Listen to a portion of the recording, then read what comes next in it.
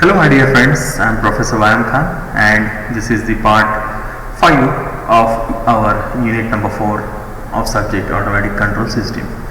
In this particular video, we are going to continue the response of second order system that we have started in previous video.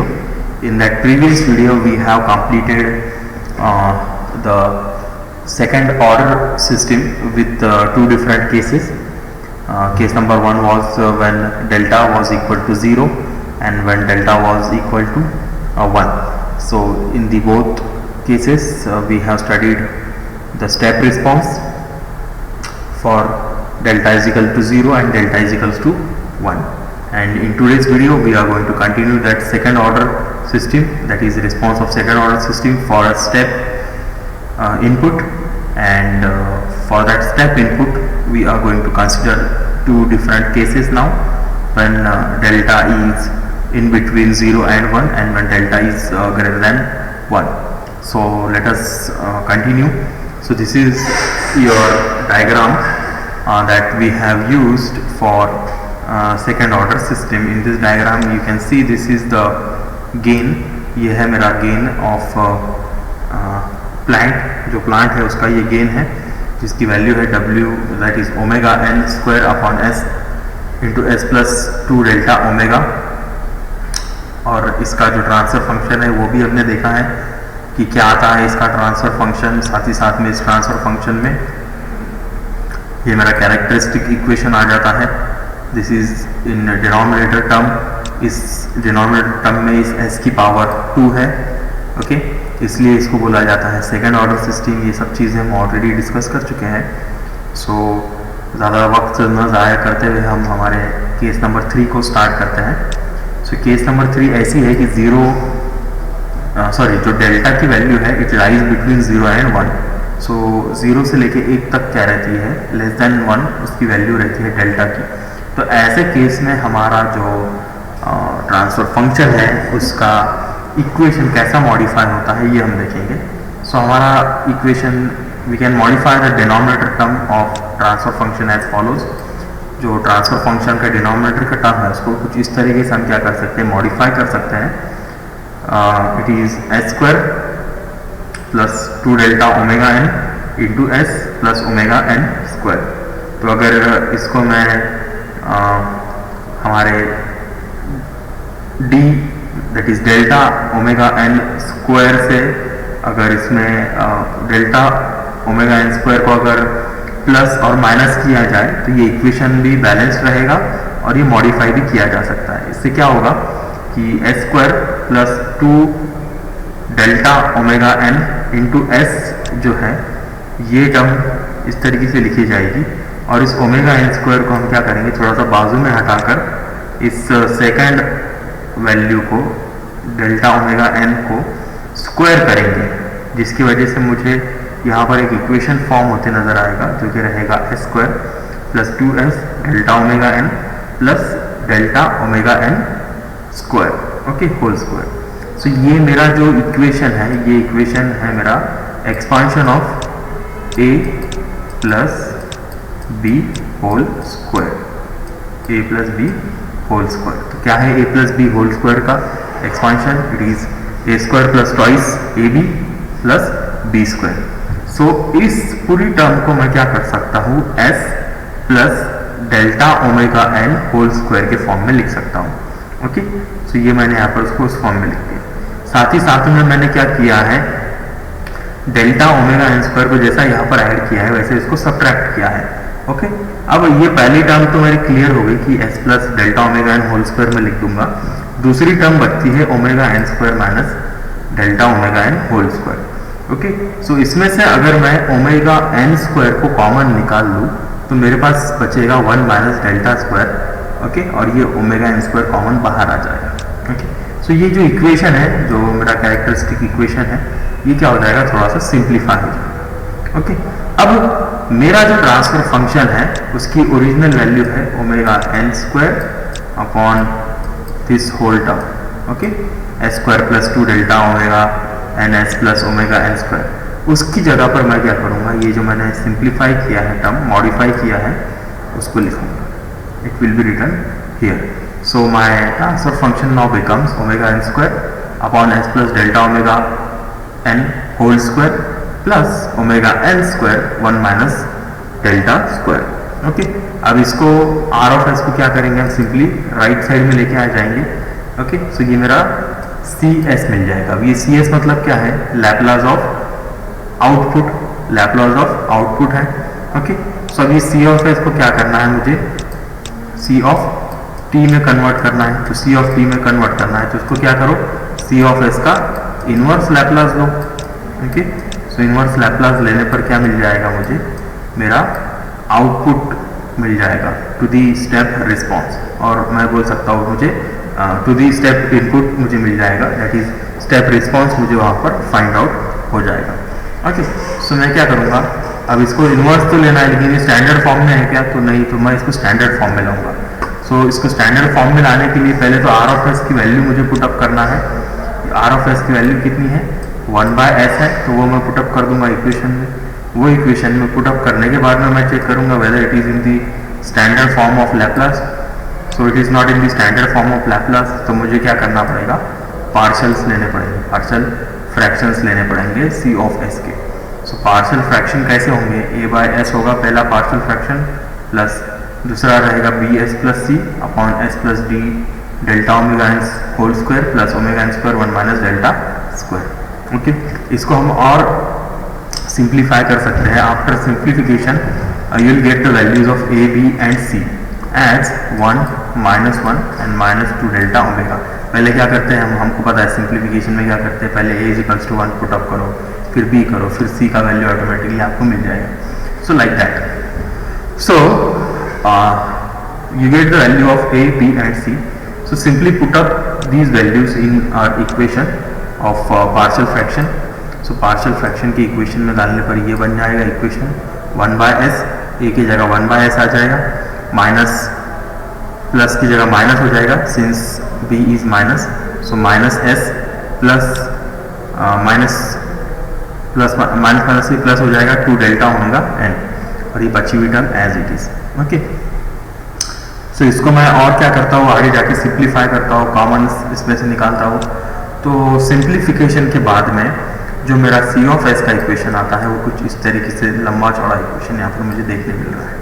1 minus S upon S plus delta omega upon S plus delta omega N whole square plus omega N under root 1 minus delta square whole square minus delta upon 1 minus delta square and this remaining whole term. So this is a huge equation, बड़ा equation यहाँ पर हमें देखने मिल रहा है सी of S का।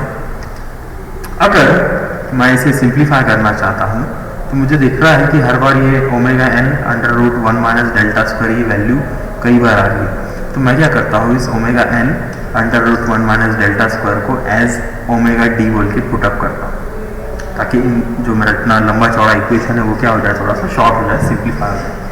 तो मेरा इक्वेशन शॉर्ट हो जाता है, मुझे देखने मिलता है 1 minus S plus delta omega N upon S plus delta omega N whole square plus omega D square, जहाँ पर वो पूरा लंबा चौड़ा टर्म था उसकी जगह हर जगह डब्ल्यू d that is omega d आ गया। अब ये देखता हूँ मैं कि ये मेरा इक्वेशन जो है वो लैप्लास के फॉर्म में है क्या। So it is in the form of Laplace, so I will apply the Laplace transform on both sides.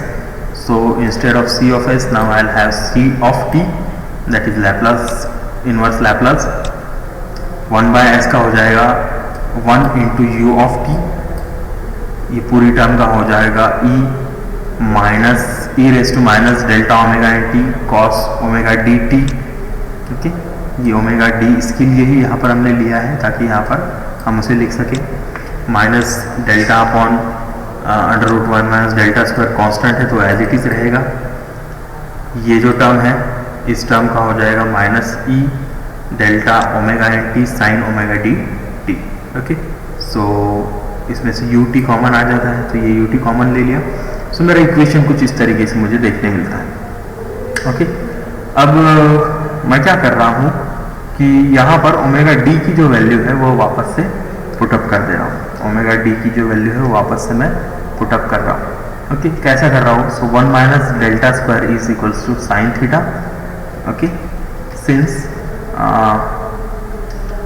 यहाँ पर मैंने क्या किया कि जो प्लस माइनस सॉरी यहाँ पर under root 1 minus delta square जो है मल्टीप्लाई भी कर दिया और डिवाइड भी कर दिया यहाँ पर। ओके, सो अब हम क्या कर रहे हैं कि उसकी वैल्यू पुटअप कर रहे हैं। So under root 1 minus delta square is nothing but your sine theta.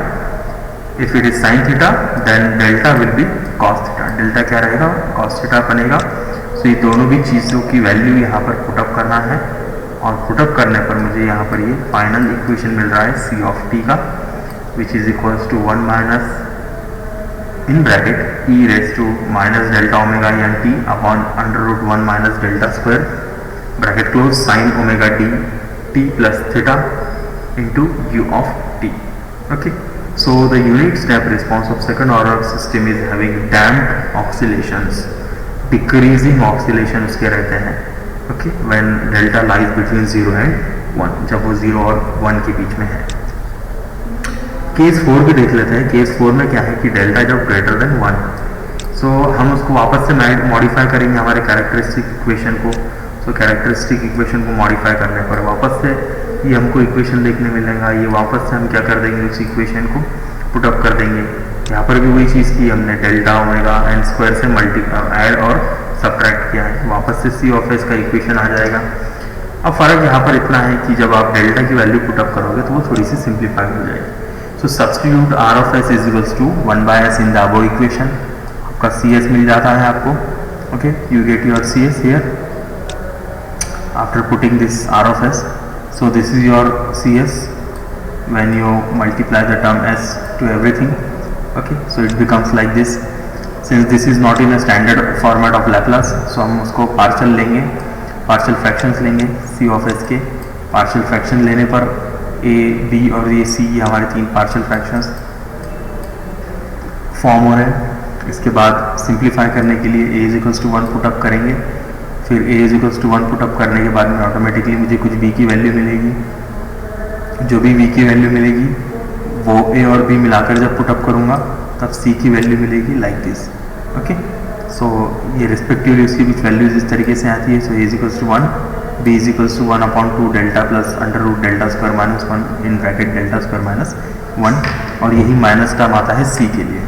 सो ये सब चीज़ें a, b और c की जगह पुटअप करो, लैप्लास इनवर्स अप्लाई करो, मुझे मिल जाएगा यहाँ पर सी ऑफ टी।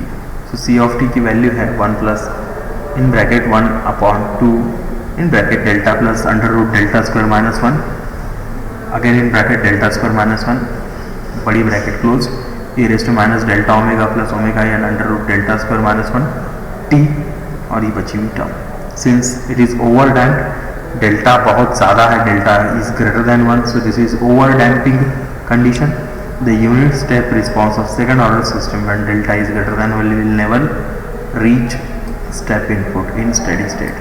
इससे देखने मिल रहा है कि जो हमारा steady state response है वो इसमें बिल्कुल अवेलेबल नहीं है, इसलिए ये continuously क्या रहेगा, ट्रांसिएंट में रहेगा। ओके, जब डेल्टा हमारा ग्रेटर देन 1 है। आगे देखते हैं impulse response of second order system. ये रिस्पॉन्स कौन सा था, स्टेप रिस्पॉन्स था। तो इम्पल्स रिस्पॉन्स कैसे निकलेगा? So the impulse response of second order system can be obtain by using any of these two methods. पहली मेथड क्या है, follow the procedure involve while deriving step response. जो step response के लिए आप procedure follow कर रहे थे वैसे ही प्रोसीजर फॉलो करो, but considering the value R of S as 1 instead of 1/s। तो आप सिंपली क्या कर सकते हैं, जहाँ पर R F S is equals to 1/s put up कर रहे थे, 1/s की जगह क्या करो, 1 पुटअप करो और इम्पल्स रिस्पॉन्स निकालो। या do the differentiation of step response. जो हमारा डेरिवेटिव है स्टेप रिस्पॉन्स का, उसका क्या करो, डेरिवेटिव निकालो, उससे भी मुझे क्या मिल जाएगा, मेरा इम्पल्स रिस्पॉन्स मिल जाएगा। क्योंकि इम्पल्स रिस्पॉन्स को हम कई बार स्टेप रिस्पॉन्स के फॉर्म में भी लिखते हैं। ओके, सो जब मैं ये चारों केसेस के लिए डिफरेंशिएशन करता हूँ, या ये चारों केसेस के लिए जब मैं R of S is equals to 1 put up करता हूँ इम्पल्स रिस्पॉन्स निकालने के लिए, तो इन चारों केसेस में क्या मुझे डैम्पिंग रेशो के इफेक्ट दिखते हैं वो यहाँ पर हम देखने वाले हैं। So it is called as effect of damping ratio on response of second order system in case of impulse response. So delta is equals to 0 जब रहेगा, कंडीशन है हमारी डेल्टा इज इक्वल्स टू 0, मतलब डैम्पिंग रेशियो जब 0 रहेगा तब हमारा impulse response क्या रहेगा, okay, it will be omega N sine omega N T, okay. When delta is equals to 1 रहेगा, so the impulse response will be omega N square T E raise to minus omega N T. जब 0 से लेके 1 तक रहेगा तब मेरा impulse response जो रहेगा वो कुछ इस तरीके से रहेगा, omega N E raise to delta omega N T upon under root 1 minus delta square sine omega D T. और जब डेल्टा इज इक्वल्स टू 1 है, मतलब डैम्पिंग रेशियो जब ज़्यादा है, बहुत ज़्यादा है, तब मेरा इक्वेशन जो इस तरीके से आएगा, ओके। सो ये है हमारे रिस्पॉन्स या हमारे इनपुट्स के effect on the response of second order system जब वो स्टेप में है, जब वो इम्पल्स में है। तो स्टेप और इम्पल्स के बारे में ही हमें स्टडी करना है, दोनों का देखना है इक्वेशंस, और इसके ऊपर